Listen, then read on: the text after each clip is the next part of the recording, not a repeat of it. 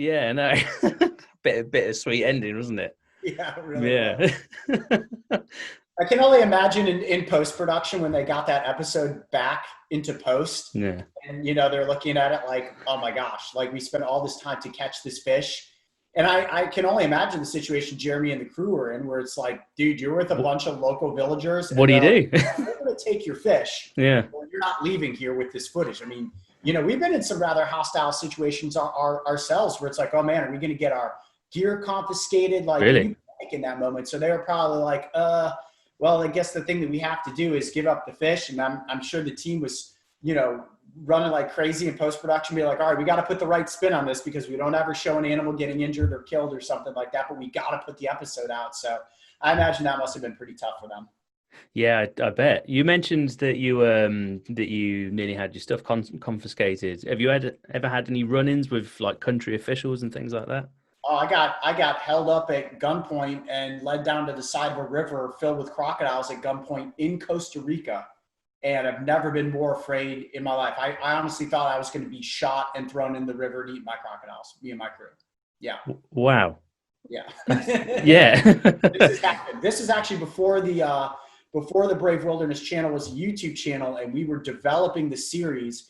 It was the first time I traveled internationally to film anything, and I was in Costa Rica. And long story short, there were some miscommunications that happened between the producers I was working with and the police officers that were watching our production vehicles. And we ended up getting taken hostage by a militia group. And they thought that we were poaching a farmer's cattle, which we're trying to explain that that's not what was happening. And then to prove that we were not killing cattle, myself and one of my producers was led down to a river with automatic weapons in the dark, a river filled with crocodiles, and walked up and down the river to prove that we had not been poaching cattle. I thought for sure we were getting shot and thrown in that river. Yeah, it was Wow. terrifying. Yeah. No, what a terrifying sounds like an understatement. Jeez. Yeah. No one can Well, say you're not dedicated, Coyote.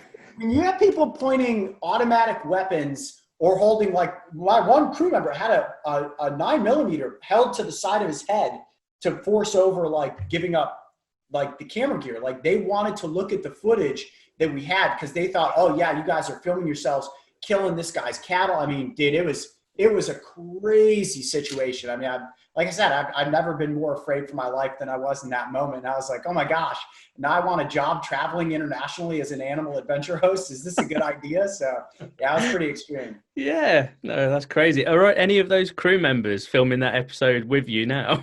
Oh yeah, three of the guys that were on a part of that trip are still with my full-time team today. Yeah. Oh, hats off to them. Oh, Jesus Christ.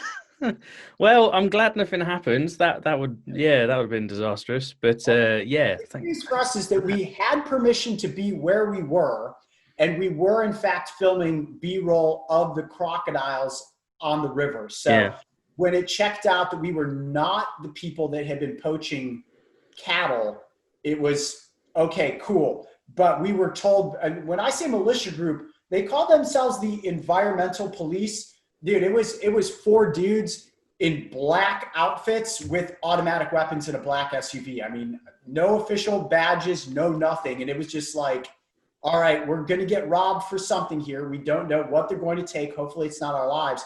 They ended up taking pretty much like the equivalent of like $150 American cash. And that was it. They didn't take our cameras. They didn't take anything. They were pretty much like, get out of here. If we ever see you again, it's going to be trouble. So wow. crazy, right? Have you ever been back to Costa Rica? Yes, many times. But